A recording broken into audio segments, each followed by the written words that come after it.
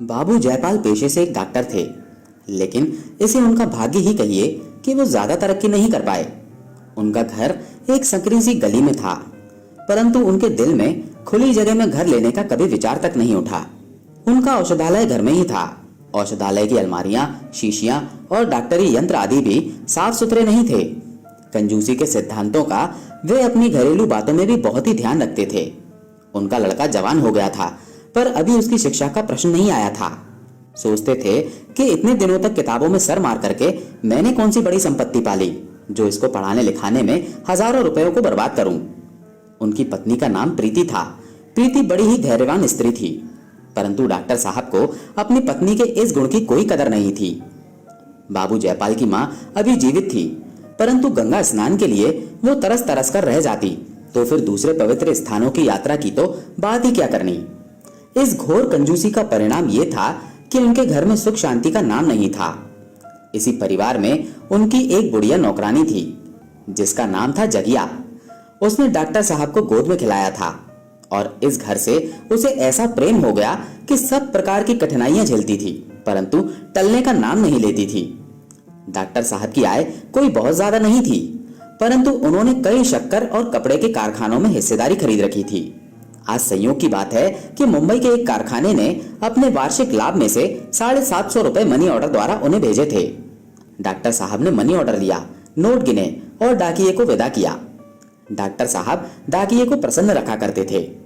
Doctor साहब ने रुपए गिनकर एक थैली में रख दिए और सोच ही रहे थे कि चलो इन्हें बैंक में जमा करवाऊं, कि तभी एक रोगी का बुलावा आ गया। ऐसे मौके अक्सर ही आ जाया करते थे। यद्यपि डॉक्टर साहब को अपने बक्से पर बहुत भरोसा नहीं था, परंतु विवश होकर उन्होंने वो थैली अपने बक्से में रखी और रोगी को देखने के लिए चले गए। वहां से लौटे तो 3 बज चुके थे। बैंक बंद हो चुका था। आज रुपए किसी भी तरह से जमा नहीं हो सकते थे। प्रतिदिन की भांति वो घर में ही बने हुए अपने औषधालय में जाकर बैठ गए। रात के 8 बजे जब वो घर के भीतर जाने लगे तो थैली को घर ले जाने के लिए बक्से से निकाला। थैली कुछ हल्की जान पड़ती थी। उनके होश उड़ गए। उन्हें विश्वास नहीं हुआ। थैली खोलकर रुपए गिने तो पूरे 500 रुपए कम निकले। बक्से के दूसरे खानों को टटोला, परंतु सब बेकार। निराश होकर कुर्सी पर बैठ गए और सोचने लगे कि मैंने रुपए कहीं अलग तो नहीं रखे, डाकिये ने रुपए कम तो नहीं दिए, मैंने गिनने में कोई गलती तो नहीं की। मैंने एक एक गड्डी गिन गिन कर थैली में रखी थी। सब मुझे ठीक से याद है। बक्से का ताला भी बंद था, किंतु ओह, अब समझ में आया, चाबी मेज पर ही छोड़ दी थी। बस यही हुआ, चाबी जेब में डालने की याद नहीं रही। परंतु पैसा कौन ले गया? बाहर दरवाजे बंद थे। घर में धरे रुपए तो कोई छूता नहीं। आज तक कभी ऐसा मौका नहीं आया। अवश्य ये किसी बाहरी आदमी का काम है। सोचने लगे कि अब क्या करूं, पुलिस को खबर दूं, लेकिन बैठे बैठाए उलझन मोल लेनी पड़ेगी। मोहल्ले भर के आदमियों की दरवाजे पर भीड़ लग जाएगी। 10-15 आदमियों को गाली खानी पड़ेगी, परंतु परिणाम कुछ भी नहीं निकलेगा। तो क्या धीरज धरकर बैठा रहूं? कैसे धीरज रखूं? ये कोई हराम की कौड़ी होती तो समझ लेता कि जैसे आई थी वैसे ही चली गई। डॉक्टर साहब का मन चोर से बदला लेने के लिए व्याकुल हो रहा था, किंतु कोई उपाय नहीं सूझ रहा था। तभी उन्हें याद आया, हाँ, नदी की ओर जाते हुए जो एक ओझा बैठता है, उसके करतब की कहानी मैंने अक्सर सुनी है। सुना है गए हुए धन का पता बतला देता है, रोगियों को बात ही बात में चंगा कर देता है, चोरी के माल का पता लगा देता है और काले जादू का माहिर है। ये निशाना ठीक बैठ जाए तो मेरे दिल की इच्छा पूरी हो जाएगी। रुपए भी मिल जाएंगे और चोर को सबक भी मिल जाएगा। उसके यहाँ हमेशा लोगों की भीड़ रहती है। अगर उसमें कुछ बात ना होती तो लोग क्यों जमा होते? क्या करूं, उस ओझा के पास जाऊं? कोई लाभ ना हुआ तो कोई हानि भी नहीं होगी। जहां 500 रुपए गए हैं, 2-4 रुपए का खून और सही। ये समय ठीक है। इस समय भीड़ भी कम होगी। अभी चलना चाहिए। अपने मन में निश्चय करके डॉक्टर साहब उस ओझा के घर की ओर चल दिए। जाड़े की रात थी, 9 बज गए थे। रास्ता लगभग बंद ही हो गया था। कभी कभी घरों से रामायण की ध्वनि कानों में आ जाती थी। कुछ देर के बाद बिल्कुल सन्नाटा हो गया। रास्ते के दोनों ओर हरे भरे खेत थे। सियारों का हुआना सुनाई पड़ने लगा। जान पड़ता था कि सियारों का दल कहीं आसपास ही है। इस समय सन्नाटे में सियारों का चिल्लाना डॉक्टर साहब को डरा रहा था। वो तेज कदमों के साथ बढ़े चले जा रहे थे। अचानक उनके मन में विचार आया कि कहीं मेरे घर में से तो किसी ने रुपए नहीं उठा लिए। वे तत्काल ठिठक गए, पर एक ही क्षण में उन्होंने इसका निर्णय भी कर लिया। क्या हर्ज है? घर वालों को तो इसका और भी कड़ा दंड मिलना चाहिए। चोर के साथ कोई सहानुभूति नहीं। यदि घर वालों ने मुझे धोखा दिया है तो उन्हें भी कड़ा दंड मिलना चाहिए, इतना कड़ा और इतना शिक्षाप्रद कि फिर कभी किसी का ऐसा करने का साहस ना हो। अंत में वो ओझा के घर जा पहुंचे। वहां पर लोगों की भीड़ नहीं थी। ये देखकर डॉक्टर साहब को बड़ा ही संतोष हुआ। ओझा का नाम बुद्धू था। लोग उसे चौधरी कहते थे। छोटा सा घर था और वो भी गंदा। छप्पर इतनी नीचे थी कि झुकने पर भी सिर में टक्कर लगने का डर था। दरवाजे पर एक नीम का पेड़ था। कई लोहे के नोकदार त्रिशूल भी गड़े हुए थे। 10 बज चुके थे। बुद्धू चौधरी, जो कि एक रौबदार आदमी था, वहीं पर बैठा हुआ नारियल पी रहा था। बोतल और गिलास भी उसके सामने रखे हुए थे। बुद्धू ने डॉक्टर साहब को देखकर तुरंत बोतल छिपा ली। घर से एक बुढ़िया निकल कर आई और डॉक्टर साहब को बिठाया गया। डॉक्टर साहब ने कुछ झेपते हुए सारी घटना कह सुनाई। बुद्धू ने कहा, हुजूर, ये कौन सा बड़ा काम है? अभी इसी इतवार को दरोगा जी की घड़ी चोरी हो गई थी। बहुत तहकीकात की, परंतु कुछ पता नहीं चला। मुझे बुलाया, मैंने बात ही बात में पता लगा दिया। 5 रुपए का इनाम भी मिला। कल की ही बात है, जमींदार साहब की घोड़ी खो गई थी। चारों तरफ दौड़ते फिरते थे। मैंने ऐसा पता बताया कि घोड़ी चरती हुई मिल गई। इस विद्या की बदौलत ही मेरा सम्मान होता है। डॉक्टर को दरोगा और जमींदार की चर्चा अच्छी नहीं लगी। वे बोले, मैं केवल चोरी का पता लगाना नहीं चाहता, मैं चोर को सजा भी देना चाहता हूँ। बुद्धू ने एक क्षण के लिए आंखें बंद की, जमाई ली, चुटकियां बजाईं और फिर कहा, ये घर के ही किसी आदमी का काम है। डॉक्टर साहब बोले, कुछ परवाह नहीं, चाहे कोई भी हो। बुद्धू बोला, पीछे से कोई बात बने या बिगड़े तो हुजूर हम ही को बुरा कहेंगे। इसकी तुम चिंता ना करो, मैंने खूब सोच विचार कर लिया है। बाकी अगर घर के ही किसी आदमी का काम है तो मैं उसके साथ और भी सख्ती करना चाहता हूँ। बाहर का आदमी मेरे साथ धोखा करे तो मैं क्षमा कर दूंगा, परंतु घर के आदमी को मैं किसी प्रकार से क्षमा नहीं कर सकता। तो हुजूर क्या चाहते हैं? बस यही कि मेरे रुपए मिल जाएं और चोर किसी बड़े कष्ट में पड़ जाए। काले जादू का मारक मंत्र चला देना। बुढ़िया ने कहा, ना बेटा ना, मारक मंत्र ना चलाना, ना जाने कैसी पड़े और कैसी ना पड़े। डॉक्टर साहब ने कहा, तुम मारक मंत्र चला दो, इसका जो कुछ भी खर्चा और इनाम होगा मैं देने को तैयार हूं। बेटा मैं फिर से कहती हूं, मारक मंत्र के फेर में मत पड़ना। कोई जोखिम की बात आ गई तो वही बाबूजी फिर से तेरे सिर होंगे और तेरे बनाए कुछ ना बनेगा। क्या मैं जानती नहीं कि मारक का उतार कितना कठिन है? हाँ बाबूजी, एक बार फिर अच्छी तरह से सोच लीजिए। मारक मंत्र तो मैं चला दूंगा, लेकिन उसको उतारने का जिम्मा मैं नहीं ले सकता। अभी कह तो दिया, मैं तुमसे उतारने को नहीं कहूंगा, चलाओ भी तो। बुद्धू ने कुछ आवश्यक सामान की एक लंबी सी सूची बनाई। डॉक्टर साहब ने सामान की अपेक्षा रुपए देना ही उचित समझा। बुद्धू राजी हो गया। डॉक्टर साहब चलते चलते बोले, ऐसा मंत्र चलाओ कि सवेरा होते होते चोर मेरे माल को लिए हुए आ जाए। आप निश्चिंत रहिए सरकार। डॉक्टर साहब वहां से चले तो 11 बजे थे। जाड़े की रात थी, कड़ाके की ठंड थी। उनकी माँ और पत्नी दोनों बैठी हुई उनकी राह देख रही थी। जगिया वहीं पर बैठी हुई थी। वो बार बार उठकर अपनी अंधेरी कोठरी में जाती, आले पर कुछ टटोल कर देखती और फिर अपनी जगह पर आ जाती। बार बार पूछती कितनी रात हो गई है। जरा भी खटका होता तो चौंक पड़ती। आज डॉक्टर साहब ने आने में इतनी देर लगाई, इसका सबको ही आश्चर्य था। ऐसे मौके बहुत ही कम आते थे कि रोगियों को देखने के लिए उन्हें रात में जाना पड़ता। मित्रों के साथ उनका कोई मेलजोल नहीं था। माँ ने कहा, जाने कहाँ चला गया, खाना बिल्कुल ठंडा हो गया है। पत्नी बोली, आदमी जाता है तो कहकर जाता है, आधी रात से ऊपर हो गई है। माँ बोली, कोई ऐसी अटक हो गई होगी, नहीं तो वो कब घर से बाहर निकलता है। मैं तो अब सोने जाती हूँ, उनका जब भी जी चाहे वो आए, कोई सारी रात बैठा पहरा तो नहीं देगा। यही बातें हो रही थी कि डॉक्टर साहब घर आ पहुंचे। प्रीति संभल कर बैठ गई। जगिया उठकर खड़ी हो गई और उनकी ओर सहमी आंखों से ताकने लगी। माँ ने पूछा, आज इतनी देर क्यों लगा दी? डॉक्टर साहब ने कहा, तुम लोग तो सुख से बैठी हो ना, हमें देर हो गई इसकी तुम्हें क्या चिंता। जाओ सुख से सो जाओ। इन ऊपरी दिखावटी बातों से मैं धोखे में नहीं आऊंगा। तुम लोगों को मौका मिले तो गला काट दो। माँ ने दुखी होकर कहा, बेटा ऐसी जी दुखाने वाली बातें क्यों करते हो? घर में तुम्हारा कौन दुश्मन है जो तुम्हारा बुरा चाहेगा? मैं किसी को अपना मित्र नहीं समझता, सभी मेरे बैरी हैं, मेरी जान के दुश्मन हैं। नहीं तो क्या आंख झपकते ही मेरी मेज से 500 रुपए उड़ जाते। दरवाजे बाहर से बंद थे, कोई गैर आया नहीं, तो रुपए कहां पर गए? जो लोग इस तरह से मेरा गला काटने पर उतारू हो, क्या मैं उन्हें अपना समझूं? मैंने खूब पता कर लिया है, अभी एक ओझे के पास से चला आ रहा हूं। उसने साफ कह दिया कि घर के ही किसी आदमी का काम है। अच्छी बात है, जैसी करनी वैसी भरनी। मैं भी बता दूं कि मैं अपने बैरियों का शुभचिंतक नहीं हूं। यदि बाहर का आदमी होता तो शायद मैं उसे जाने देता, परंतु जब घर के ही आदमी जिनके लिए मैं दिन रात चक्की पीसता हूँ मेरे साथ ऐसा धोखा करें तो वो इसी योग्य हैं कि उनके साथ बिल्कुल भी रियायत न की जाए। देखना सवेरा होने तक चोर की क्या हालत होगी। मैंने ओझा को कहकर काले जादू का मारक मंत्र चलवा दिया है। मारक मंत्र चला और उधर चोर के प्राण संकट में पड़े। जगिया घबराकर बोली, भैया मारक मंत्र में तो जान का भी जोखिम होता है। चोर की यही सजा है। किस ओझे ने चलाया है? बुद्धू चौधरी ने। अरे राम राम, उसके मारक मंत्र की तो उतार भी नहीं है। डॉक्टर अपने कमरे में चले गए तो माँ ने कहा, इतने रुपयों में तो मेरे सातों तीर्थ धाम हो जाते। प्रीति बोली, कंगन के लिए बरसों से झिकझिक कर रही हूँ।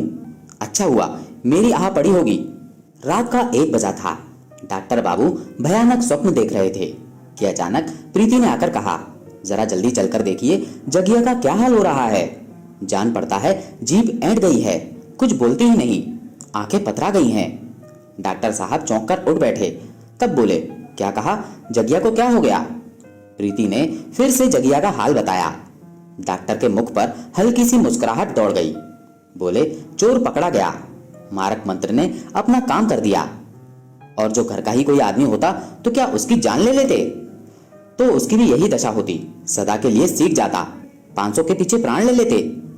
500 के लिए नहीं, आवश्यकता पड़े तो 5000 भी खर्च कर सकता हूँ, केवल धोखे की सजा देने के लिए। बड़े निर्दयी हो आप। बातें करते हुए वो जगिया की कोठरी में गए। जगिया की हालत उससे भी कहीं अधिक खराब थी जो प्रीति ने बताई थी। उसके मुख पर मुर्दनी छाई हुई थी, हाथ पैर अकड़ गए थे, नाड़ी का पता न था। डॉक्टर साहब की माँ उसे होश में लाने के लिए बार बार उसके मुंह पर पानी के छींटे दे रही थी। डॉक्टर ने जगिया की ये हालत देखी तो उनके होश उड़ गए। उन्हें अपने उपाय की सफलता पर प्रसन्न होना चाहिए था। जगिया ने रुपए चुराए तो इसके लिए अभी तक प्रमाण की आवश्यकता न थी, परंतु मारक मंत्र इतनी जल्दी प्रभाव कर देगा और इतनी घातक वस्तु है इसका डॉक्टर साहब को अनुमान न था।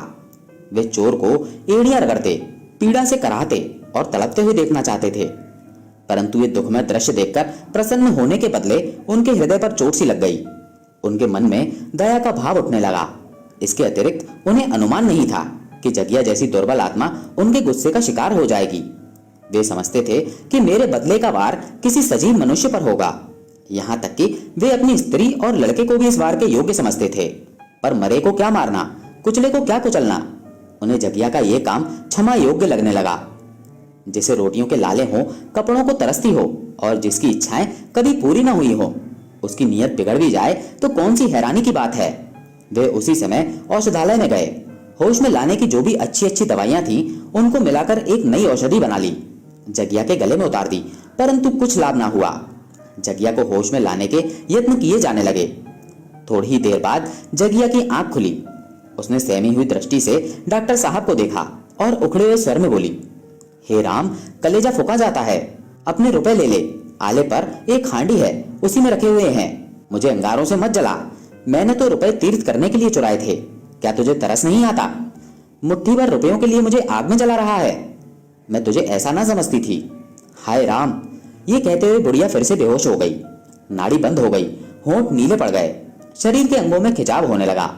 डॉक्टर साहब ने दीन भाव से प्रीति की ओर देखा और बोले, मैं तो अपने सारे उपाय कर चुका हूँ। अब इसे होश में लाना मेरे बस के बाहर की बात है। मुझे नहीं पता था कि ये अभागा मारक मंत्र इतना घातक हो जाएगा। कहीं इसकी जान पर बन गई तो जीवन भर पछताना पड़ेगा। आत्मा की ठोकरों से कभी छुटकारा ना मिलेगा। क्या करूं, बुद्धि कुछ काम नहीं करती। प्रीति बोली, किसी सिविल सर्जन को बुलाओ, हो सकता है वो कोई अच्छी दवा दे दे। डॉक्टर साहब बोले, सिविल सर्जन इससे अधिक और कुछ नहीं कर सकता जो मैं कर चुका हूं। हर घड़ी इसकी दशा गिरती जाती है। ना जाने हत्यारे ने कौन सा मंत्र चला दिया। उसकी माँ मुझे बहुत समझाती रही, परंतु मैंने क्रोध में उसकी बातों की जरा भी परवाह नहीं की। डॉक्टर साहब की माँ बोली, बेटा तुम उसी को बुलाओ जिसने ये मंत्र चलाया है, वही कुछ कर सकता है। कहीं ये मर गई तो हत्या सिर पर पड़ेगी, पूरे परिवार का नाश हो जाएगा। 2 बज रहे थे, ठंडी हवा हड्डियों में चुभ रही थी। डॉक्टर लंबे लंबे कदम उठाकर बुद्धू चौधरी के घर की तरफ चले जा रहे थे। इधर उधर बेकार में ही देखते थे कि कहीं कोई रिक्शा या तांगा मिल जाए। उन्हें ऐसा लग रहा था कि बुद्धू का घर बहुत दूर हो गया है। कई बार धोखा हुआ कि कहीं रास्ता तो नहीं भटक गया। जरूर रास्ता भटक गया हूँ, किसी से पूछ लूं। पता नहीं इस समय वो दुष्ट मिलेगा भी या नहीं। शराब पीकर मस्त पड़ा होगा। कई बार इधर उधर घूम जाने का विचार हुआ, परंतु अंत प्रेरणा ने सीधी राह से हटने ना दिया। फिर उन्हें बुद्धू का घर दिखाई दिया। डॉक्टर जयपाल की जान में जान आई। बुद्धू के दरवाजे पर जाकर जोर से कुंडी खटखटाई। भीतर से कुत्ते की आवाज सुनाई दी, परंतु आदमी का कोई शब्द सुनाई ना दिया। फिर से किवाड़ जोर जोर से खटखटाया। कुत्ता और भी तेज भौंकने लगा। बुढ़िया की नींद टूटी। बोली, ये कौन है जो इतनी रात गए किवाड़ तोड़ डालेगा? मैं हूं जो कुछ देर पहले तुम्हारे पास आया था।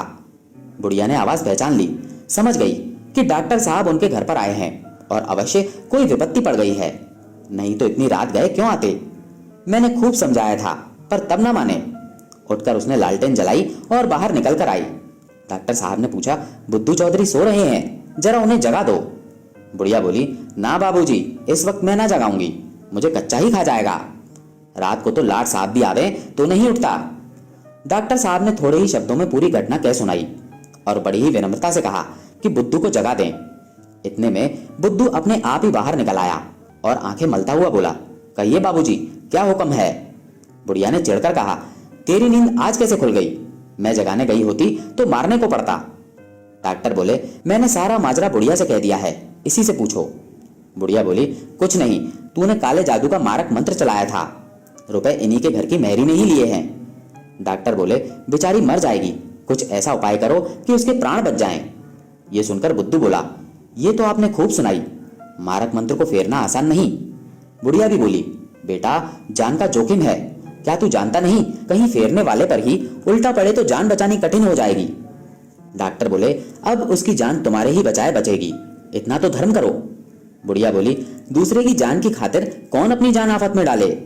तुम दिन रात यही काम करते हो, तुम्हें सब दांव पेच मालूम है, मार भी सकते हो और बचा भी सकते हो। मेरा तो इन बातों पर बिल्कुल भी विश्वास नहीं था, लेकिन तुम्हारा कमाल देखकर मैं दंग रह गया। तुम्हारे हाथों कितने ही आदमियों का भला हुआ होगा, उस गरीब बुढ़िया पर भी दया करो। बुद्धू कुछ पसीजा, परंतु उसकी माँ मामलेदारी में उससे कहीं अधिक चतुर थी। डर गई कि कहीं बुद्धू नरम होकर मामला न बिगाड़ दे। उसने बुद्धू को बोलने का अवसर ही नहीं दिया। बोली, ये सब तो ठीक है, पर हमारे भी बाल बच्चे हैं, ना जाने कैसी आफत में हम पड़ जाएं। बुद्धू भी बोला, हाँ बाबूजी, काम बड़े जोखिम का है। डॉक्टर बोला, काम जोखिम का है तो मैं मुफ्त में नहीं करवाता।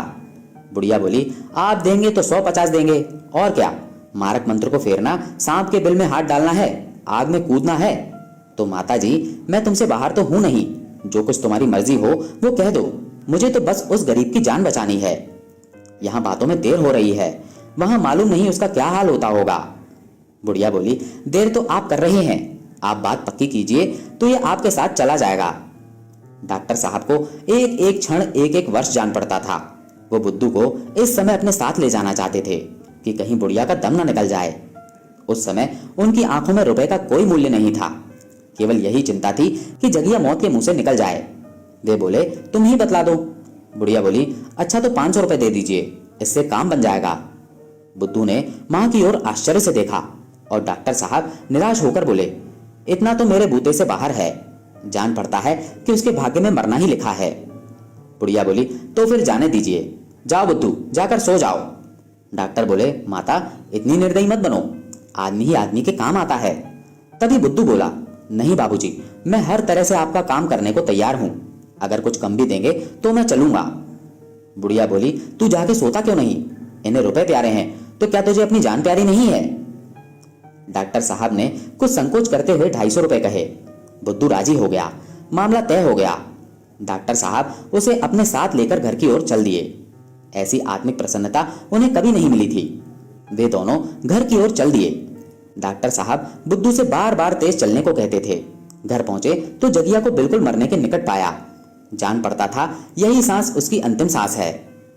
उसकी माँ और पत्नी दोनों आंसुओं से भरी हुई निराश बैठी थी। बुद्धू ने दोनों को बड़ी ही विनम्र दृष्टि से देखा। डॉक्टर साहब के भी आंसू ना रुक सके। जगिया की ओर झुके तो आंसू की 2 बूंदें उसके मुरझाए हुए पीले चेहरे पर भी टपक पड़ी। इस हालात को देखकर बुद्धू सजग हो गया। जगिया की देह पर हाथ रखते हुए बोला, अब मेरे किए से भी कुछ नहीं हो सकता, ये तो दम तोड़ रही है। डॉक्टर साहब ने गिड़गिड़ाते हुए कहा, नहीं चौधरी, ईश्वर के नाम पर अपना मंत्र चलाओ, इसकी जान बच गई तो सदा के लिए तुम्हारा गुलाम बनकर रहूंगा। बुद्धू बोला, आप मुझे जानबूझकर जहर खाने को कहते हैं। मुझे मालूम न था कि काले जादू के देवता इस वक्त इतने गर्म हैं। वो मेरे मन में बैठे कह रहे हैं, तूने मेरा शिकार छीना तो मैं तुझे निगल जाऊंगा। डॉक्टर बोले, देवता को किसी तरह से राजी कर लो। राजी करना बड़ा ही कठिन है। 500 रुपए दीजिए तो उसकी जान बचे। उतारने के लिए बड़े बड़े जतन करने पड़ेंगे। 500 रुपए दे दूंगा तो क्या इसकी जान बचा लोगे? हाँ बिल्कुल, शर्त के साथ। डॉक्टर साहब जल्दी से बिजली की तरह लपककर अपने कमरे में से 500 रुपए की थैली लाकर बुद्धू के सामने रख देते हैं। बुद्धू ने विजय की दृष्टि से थैली को देखा, फिर जगिया का सर अपनी गोद में रखकर उस पर हाथ फेरने लगा। कुछ बुदबुदाकर शू शू करता जाता था। एक ही क्षण में उसकी सूरत डरावनी हो गई, लपटें सी निकलने लगी, बार बार अंगड़ाइयां लेने लगा। इसी दशा में एक बेसुरा सा गाना आरंभ किया, पर हाथ जगिया के सर पर ही था। अंत में करीब आधा घंटा बीतने पर जगिया ने आंखें खोली, जैसे बुझते हुए दिए में तेल पड़ गया हो। धीरे धीरे उसकी दशा अब सुधरने लगी थी। उधर सुबह की पहली किरण निकली और जगिया एक अंगड़ाई लेकर उठ बैठी। 7 बजने को हुए तो जगिया फिर से एक मीठी मीठी नींद सो गई थी। उसकी दशा अब निरोगी लग रही थी। बुद्धू रुपयों की थैली लेकर चला गया। डॉक्टर साहब की मां ने कहा, बात ही बात में 500 रुपए मार कर ले गया। ये क्यों नहीं कहती कि एक मुर्दे को जिंदा कर गया? क्या उसके प्राण का इतना भी मूल्य नहीं? मां ने कहा, देखो आले पर 500 रुपए हैं या नहीं? डॉक्टर साहब ने कहा, नहीं, उन रुपयों को हाथ मत लगाना, उन्हें वहीं पड़े रहने दो। जगिया ने तीर्थ करने के वास्ते लिए थे, अब उसी काम में लगेंगे। मां ने कहा, यह सब उसी के भाग्य के थे। डॉक्टर साहब बोले, उसके भाग्य के तो 500 ही थे, बाकी मेरे भाग्य के थे। इसकी बदौलत मुझे जो शिक्षा मिली है वो जिंदगी भर ना भूलेगी। तुम मुझे अब किसी भी जरूरी काम में मुट्ठी बंद करते हुए ना पाओगी। इस घटना के बाद से डॉक्टर साहब का मन बिल्कुल बदल चुका था। वे अब एक कंजूस आदमी नहीं थे। दोस्तों, ये कहानी आपको कैसी लगी कमेंट करके जरूर बताइएगा। अगर अच्छी लगी हो तो वीडियो को लाइक करके चैनल को सब्सक्राइब जरूर कर लीजिएगा। धन्यवाद।